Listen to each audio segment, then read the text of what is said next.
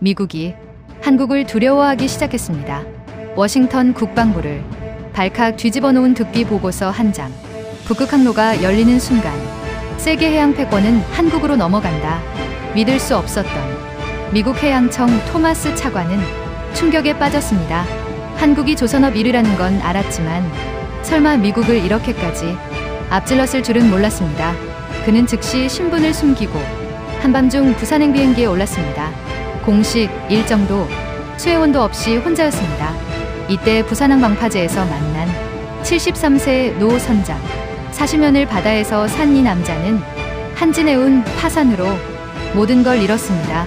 하지만 5년 만에 한국은 세계 8위로 부활했고 거제 조선소 밤 10시에도 용접 불꽃은 꺼지지 않았습니다. 세계 최초 암모니아 추진 선박, 자율운항 기술, 디지털 트윈. 미국이 20년 전 포기한 모든 것을 한국이 완성했습니다. 우리는 멈추면 죽습니다. 그래서 달립니다. 노 선장의 한마디가 미국 차관을 완전히 침묵시켰습니다. 천년에 한 번 오는 북극 항로, 그 중심에 선 대한민국의 충격적 72시간이 지금 공개됩니다. 잠깐 구독과 좋아요, 대한민국 만세의 댓글로 한국을 응원해주세요. 안녕하세요. 저는 토마스 휘트모어입니다. 미국 교통부 해양청 차관이고요. 61살입니다. 지금 저는 부산항 방파제 끝 벤치에 앉아 있어요.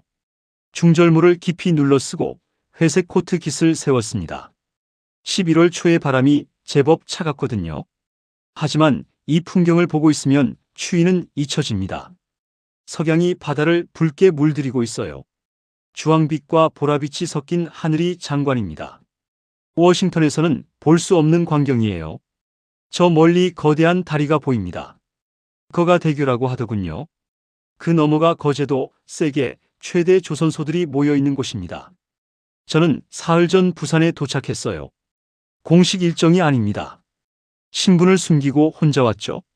정부 관료들을 만나지도 않았고 기업인들과 미팅도 잡지 않았어요. 그냥 이 도시를, 이 항구를, 이 사람들을 보고 싶었습니다.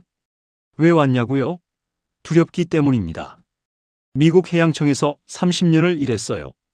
해군사관학교를 나와 해군에서 10년 민간으로 옮겨 20년을 일했습니다. 세계 바다를 다 봤다고 자부했죠. 태평양도, 대서양도, 인도양도, 지중해도 미국이 세계 해양을 지배한다고 믿었습니다. 그런데 지난 1년 보고서를 읽을 때마다 불안했어요.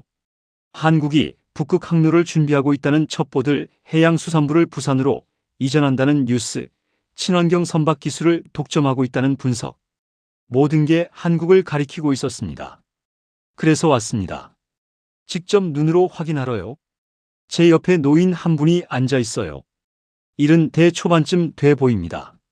낡은 점퍼를 입고 회색 머리를 바람에 날리면서 바다를 바라보고 있어요. 얼굴엔 깊은 주름이 패여 있지만 눈빛은 맑고 날카롭습니다. 바다를 보는 눈빛이 예사롭지 않아요. 저는 용기를 내서 말을 걸었습니다. 참 아름답군요. 노인이 저를 돌아봅니다. 잠시 저를 살피더니 대답합니다. 관광 오셨나요? 비슷합니다. 이 나라를, 특히 부산을 좀 더 알고 싶어서요. 노인이 피식 웃습니다. 요즘 부산이 뜨긴 했죠. 해양수산부가 온다면서요? 그것 때문에 왔습니다. 저는 솔직하게 대답했어요. 이 노인은 뭔가 알고 있을 것 같았습니다. 혹시 해양 관련 일 하시나요? 저는 잠시 망설였습니다. 신분을 밝혀야 할까? 하지만 이 노인의 눈빛이 신뢰할 만했어요. 저는 명함을 꺼냈습니다. 노인이 명함을 받아 천천히 읽습니다. 한글 부분만 읽는 걸 보니 영어는 편하지 않은 것 같습니다. 그래서 첩보하러 오셨구만. 노인의 말투가 직설적입니다. 저는 쓴웃음을 지었어요. 첩보라니요? 그냥 걱정이 돼서 왔습니다. 뭐가 걱정인데요? 솔직히 말하면 당신네 나라가 너무 빨리 치고 올라와서요. 노인이 웃습니다. 그 웃음에는 자부심이 섞여 있었어요. 노인은 바다를 바라보며 천천히 입을 열었습니다. 저 바다 위로 제 인생이 다 흘러갔어요. 40해를 선장으로 살았습니다. 저는 깜짝 놀랐습니다. 40년이요? 그 말은 이 노인이 1983년 제가 26살 때 처음 배를 탔어요.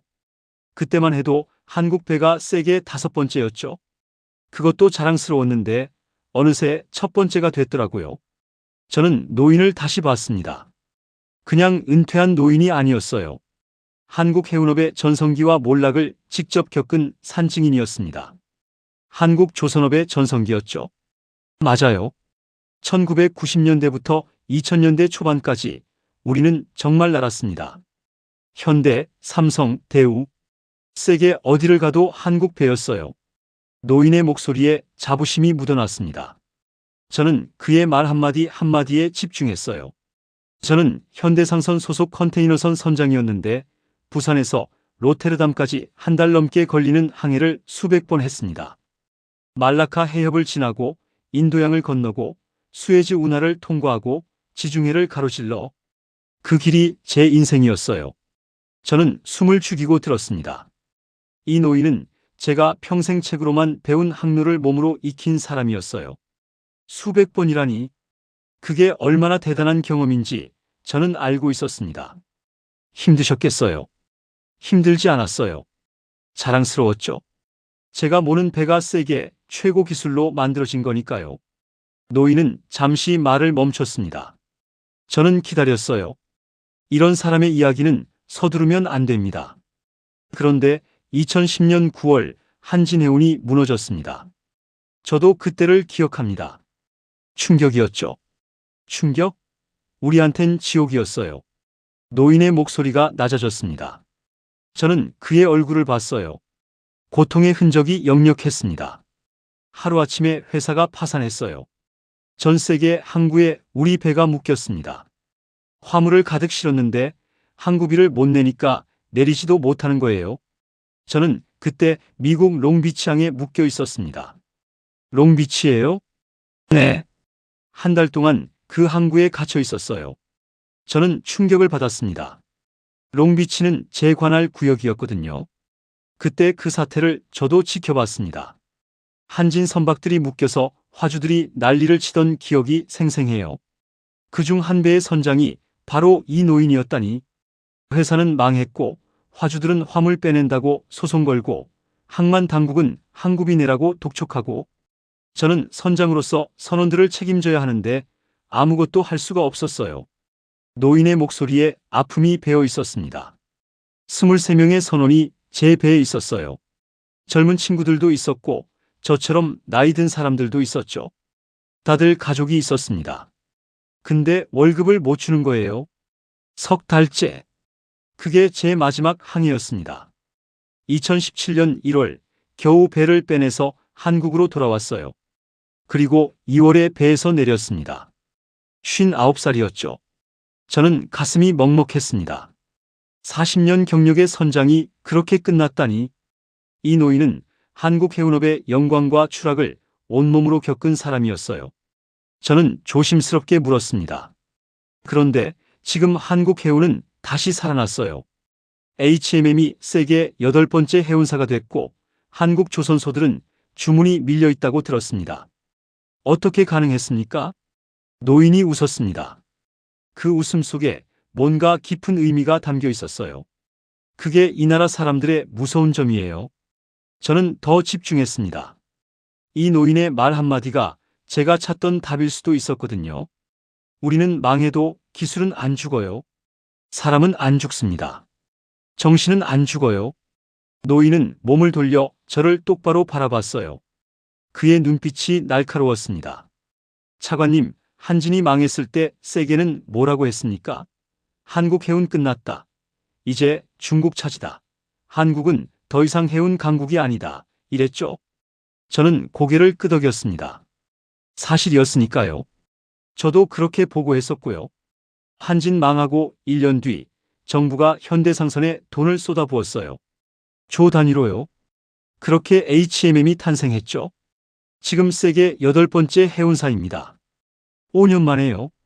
저는 그 사실을 알고 있었습니다. 하지만 노인의 입에서 들으니 다르게 들렸어요. 그건 알고 있어요.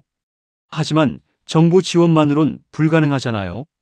뭔가 다른 게 있었을 겁니다. 맞아요. 정부 돈만으론 안 됩니다. 기술이 있어야 하고 사람이 있어야 해요. 노인은 손가락으로 저 멀리를 가리켰어요. 저기 거가대교 넘어 거제도 보이시죠? 저기 조선소에서 지금도 밤낮 없이 배를 만들고 있어요. 그런데 예전 배가 아닙니다. 어떤 배입니까? 세계 최초 LNG 추진 초대형 컨테이너선, 수소 추진 선박, 암모니아 추진 선박, 중국도 못 만들고 일본도 포기한 배를 우리가 만들어요. 저는 숨이 막혔습니다. 자율운항 선박이요? 우리 미국도 아직 실험 단계인데? 그럼요. 작년에 현대글로비스가 부산에서 싱가포르까지 자율운항 성공했어요. 사람 손 거의 안 대고요. 그 기술, 당신네 미국도 아직 실험 단계 아닙니까? 저는 대답할 수 없었습니다. 사실이었으니까요. 제 친구 김 기관장이 있어요.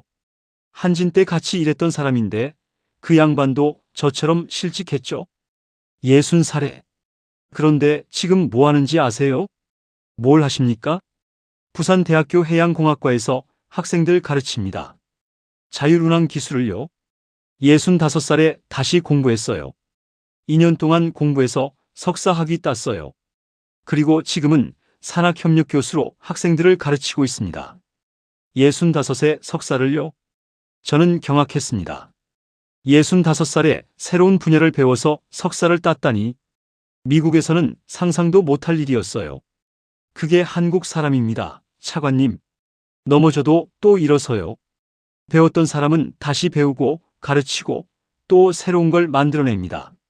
저는 이 노인을 새로운 눈으로 봤습니다.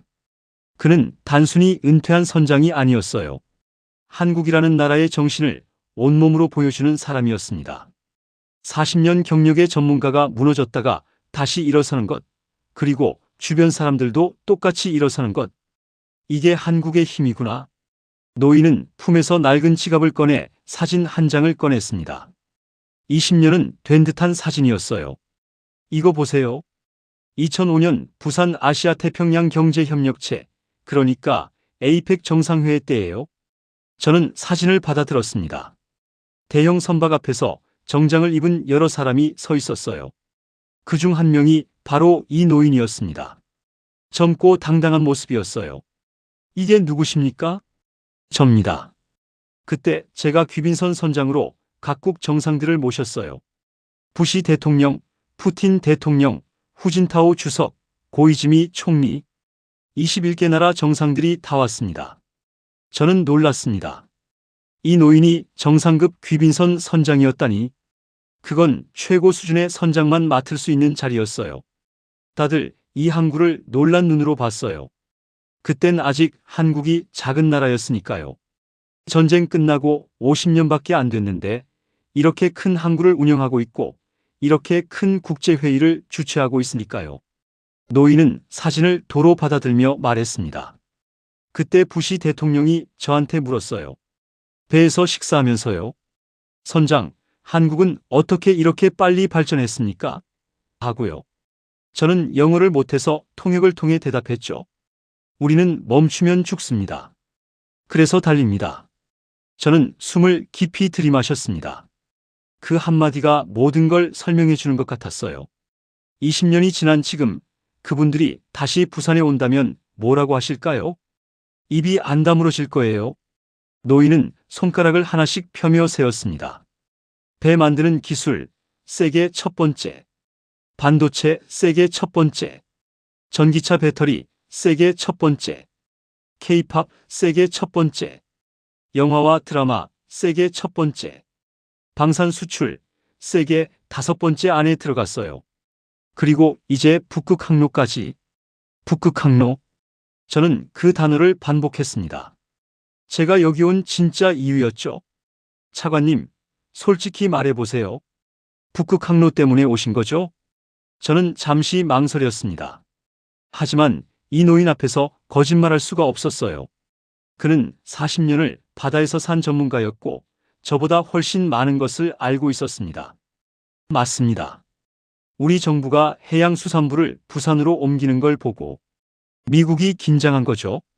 노인이 고개를 끄덕입니다. 긴장이라기보단 두렵습니다. 저는 솔직하게 말했습니다. 이 노인 앞에서는 솔직해야 할 것 같았어요. 뭐가 두려운데요? 저는 바다를 바라보며 천천히 말했습니다. 선장님, 지금 북극 얼음이 녹고 있어요. 기후변화 때문에요. 과학자들은 20년 전부터 경고했지만 우리는 심각하게 받아들이지 않았죠. 그런데 지금은 현실이 됐어요. 노인이 조용히 듣고 있었습니다. 지금 부산에서 유럽까지 배로 가면 인도양을 돌아서 40일이 넘게 걸립니다. 말라카 해협을 지나고 인도양을 건너고 수에즈 운하를 통과해야 하죠. 수에즈 운하 통과료만 컨테이너선 한 척당 100만 달러예요. 게다가 요즘은 예멘 후티 반군 때문에 홍해가 너무 위험해서 아예 아프리카 남단을 돌아가야 해요. 그러면 50일이 걸립니다. 그런데 북극 항로로 가면요? 30일입니다. 열흘에서 20일이 짧아지고 연료비도 25% 줄고 위험도 없어요. 저는 계속 말했습니다. 그 길이 열리면 세계 물류판이 완전히 바뀌는 거죠. 수에즈가 중심이 아니라 북극이 중심이 되는 거예요. 맞아요, 차관님.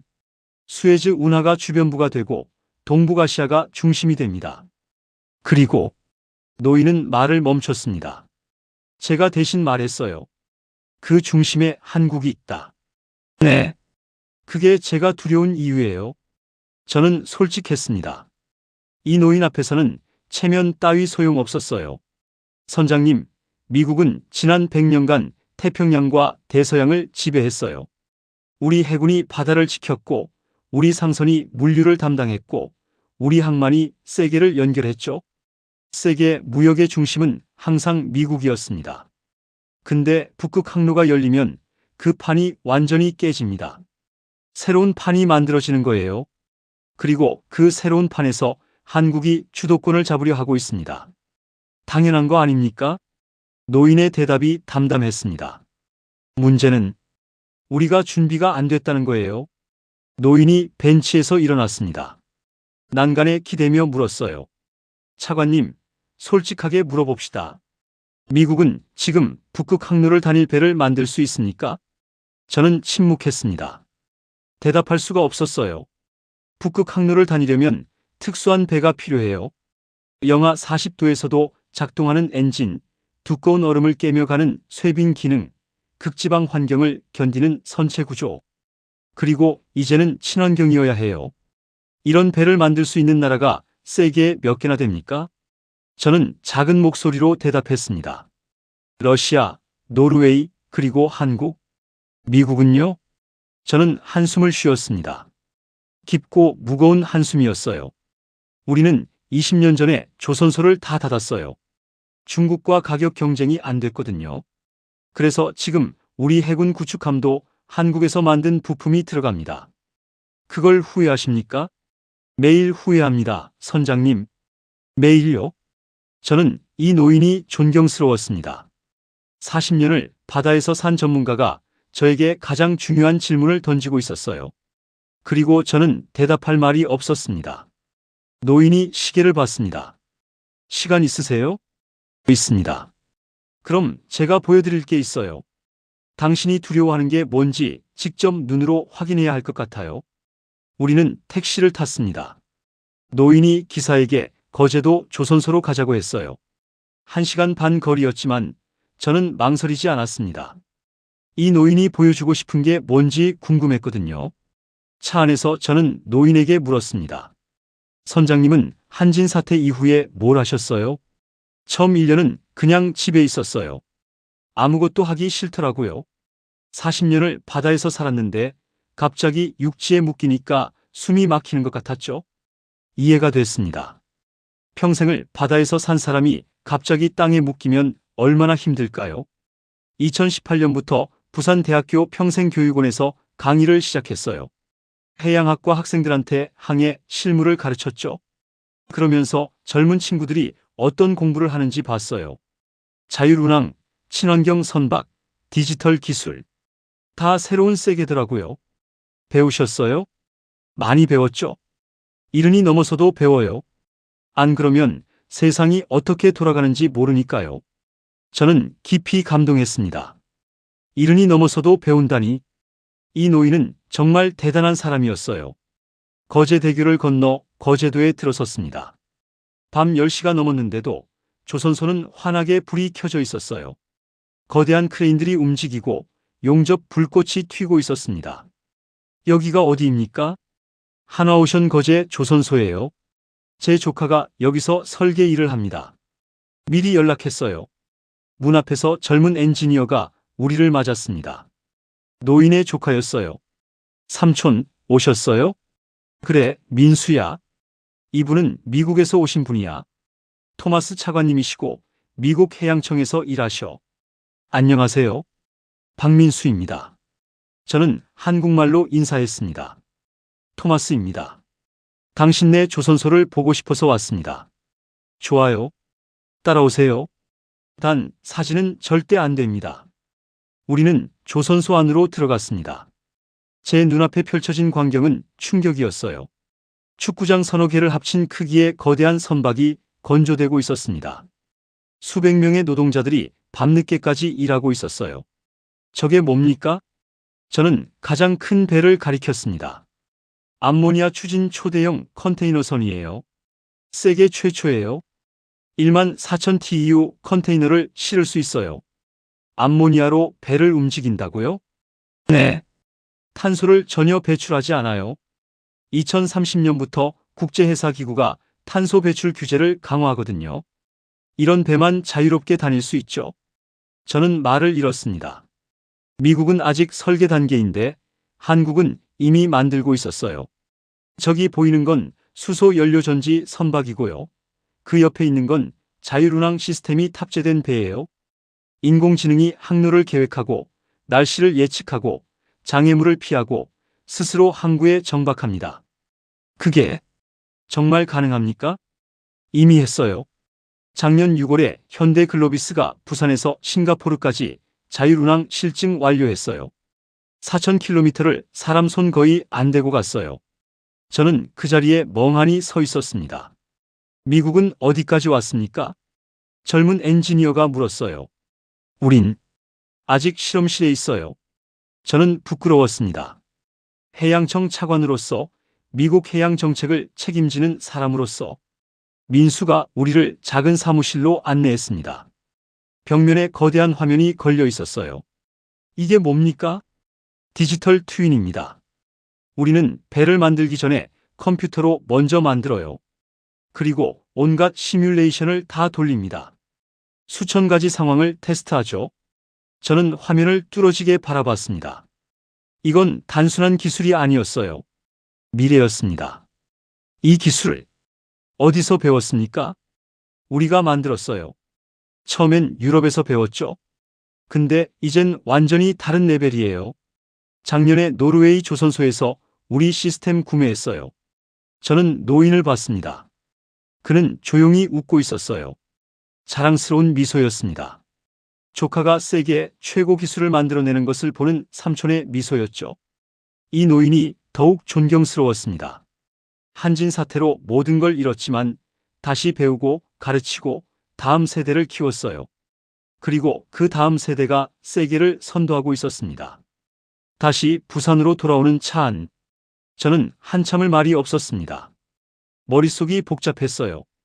오늘 본 것들이 제 세계관을 뒤흔들고 있었습니다. 노인이 먼저 입을 열었습니다. 보셨죠? 이게 지금 한국이에요. 압도당했어요, 선장님. 솔직히요? 저는 정말 솔직했습니다. 차관님, 솔직히 물어봅시다. 미국은 앞으로 어떻게 하실 겁니까?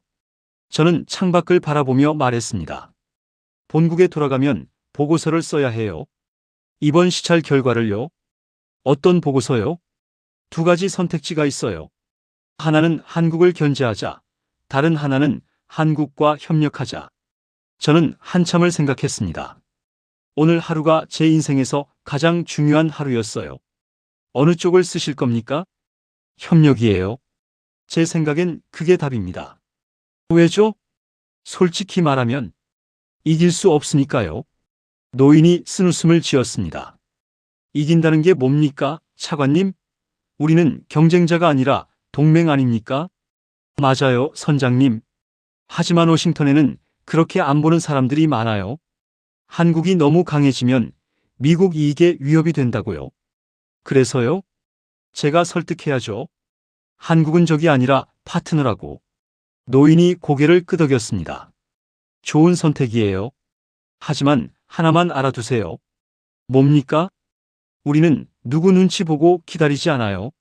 미국이 협력하든 안 하든 우리는 북극 항로를 준비할 거예요. 그게 두려운 거예요, 선장님. 당신들은 기다리지 않아요. 노인이 물었습니다. 작년에 애플 최고 경영자가 뭐라고 했는지 아세요? 한국은 혁신의 파트너라고 했어요. 테슬라 최고 경영자는 한국 배터리 없으면 전기차 못 만든다고 했고요. 다 알아요, 선장님. 그래서 제가 여기 온 거예요. 저는 이 노인에게서 많은 걸 배웠습니다. 전문가란 무엇인지, 포기하지 않는다는 게 무엇인지, 한 분야에서 평생을 산다는 게 어떤 의미인지. 택시가 제 호텔 앞에 섰습니다. 밤 12시가 넘었어요. 우리는 차에서 내려 잠시 서 있었습니다. 선장님, 오늘 정말 감사했어요. 제 인생에서 가장 중요한 하루였을 겁니다. 별 말씀을요. 차관님, 마지막으로 하나만 물어도 될까요? 물으세요. 노인이 진지하게 말했습니다. 미국은 왜 망설입니까? 무슨 뜻이죠? 미국은 세계 최강국이에요. 그런데 왜 조선업을 포기했습니까? 왜 해양 기술 개발을 게을리했습니까? 저는 한참을 생각했습니다. 솔직하게 대답해야 할 것 같았어요. 자만했어요, 선장님. 우리는 자만했습니다. 자만이요? 우리는 항상 첫 번째였어요. 200년 넘게요. 그래서 노력할 필요를 못 느꼈어요. 조선업을 포기한 것도 그래서예요. 중국이 싸게 만드니까 거기서 사면 되지. 굳이 우리가 만들 필요 없다고 생각했죠. 노인이 고개를 끄덕였습니다. 그게 차이예요, 차관님. 어떤 차이요? 우리는 한 번도 첫 번째여 본 적이 없었어요.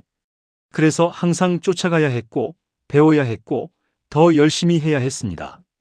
그게 습관이 됐죠. 그래서 첫 번째가 된 지금도 멈추지 않아요. 왜냐면 멈추면 죽는다는 걸 아니까요. 저는 깊이 고개를 숙였습니다. 이 노인은 제게 가장 중요한 교훈을 가르쳐 줬어요. 명심하겠어요, 선장님. 그리고 미국도 다시 배우겠어요. 당신네 한국처럼. 노인이 손을 내밀었습니다. 늦지 않았어요. 함께 가면 되죠. 우리는 악수했습니다. 노인의 손이 따뜻했어요. 40년을 바다에서 산 손이었습니다. 선장님, 만약 지금 다시 젊어진다면 또 선장이 되시겠어요? 노인이 웃었습니다. 당연하죠. 바다가 제 인생이니까요. 하지만 이번엔 북극 항로를 다니는 선장이 되고 싶어요. 천년에 한 번 오는 기회라잖아요. 저는 호텔로 들어갔습니다. 방에 들어가 창문을 열었어요. 부산항이 보였습니다. 밤인데도 환하게 불이 켜져 있었어요. 저는 노트북을 열어 보고서를 쓰기 시작했습니다. 긴급 보고 한국해양전략 현장 조사 결과. 부산에서 3일간 현장 조사를 마쳤습니다. 결론부터 말씀드리면 우리의 예상은 틀렸습니다. 한국은 단순히 빠른 추격자가 아닙니다. 이들은 이미 선두주자입니다. 저는 오늘 한 분을 만났습니다. 40년 경력의 선장이었던 분입니다. 한진 사태로 모든 걸 잃었지만 다시 배우고 가르치고 다음 세대를 키웠습니다. 이분 같은 사람들이 한국을 만들고 있습니다. 한국을 견제할 수는 없습니다. 우리가 할 수 있는 최선은 협력하며 배우는 것입니다. 마치 제가 오늘 배운 것처럼요. 저는 보고서를 쓰면서 계속 그 노인을 생각했습니다. 40년을 한 분야에서 일한 전문가. 무너졌지만 다시 일어선 사람. 이른이 넘어서도 배우는 사람. 저도 저렇게 늙고 싶다고 생각했습니다. 끝까지 배우고 끝까지 도전하고 끝까지 전문가로 남는 사람. 창밖의 부산항을 바라보며 중얼거렸습니다. 천년의 항로. 여기서 시작되는군. 그리고 저는 다짐했습니다. 워싱턴으로 돌아가면 싸우겠다고. 한국과 협력해야 한다고 설득하겠다고. 그리고 무엇보다 미국도 다시 배워야 한다고 외치겠다고. 오늘 만난 그 노인처럼 멈추지 않는 사람이 되겠다고. 2025년 11월 부산. 한 미국 관료가 이곳에서 배웠습니다. 한 한국 선장이 그에게 가르쳤습니다. 그리고 두 사람은 함께 미래를 보았습니다. 멈추지 않는 자가 미래를 만든다. 부산항 방파제에 새겨진 문구.